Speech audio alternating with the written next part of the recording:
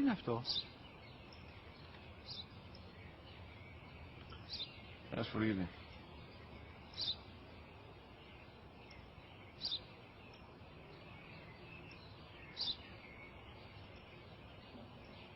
Τι είναι αυτό? Μόλις τώρα στο είπα, πατέρα, σφουργίτη είναι.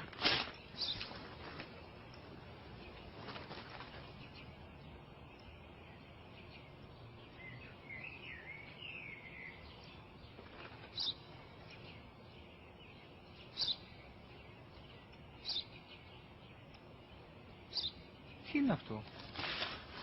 Ένα σπουργίτη είναι, πατέρα. Ένα σπουργίτη. Σπου-γι-τι.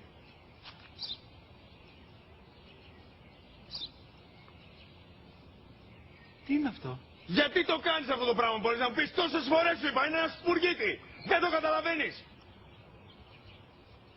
Πού πας?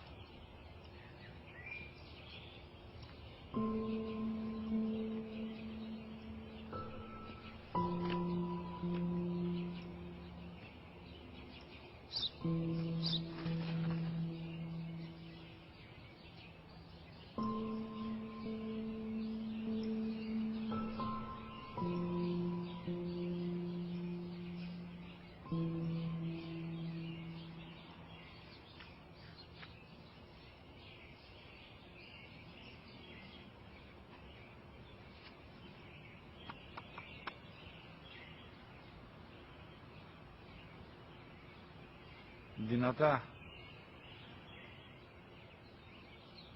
Σήμερα ο μικρός μου γιος που πριν λίγες μέρες έκλεισε τα 3 καθόταν μαζί μου έξω στο πάρκο όταν ένα σπουργίτη ήρθε και κάθισε απέναντί μας.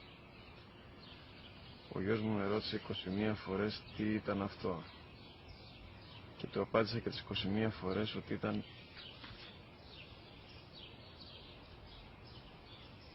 ένα σπουργίτη.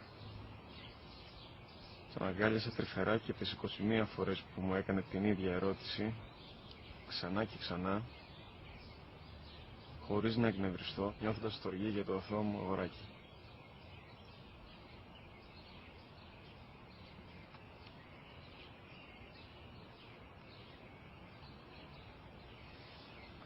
وقضى ربك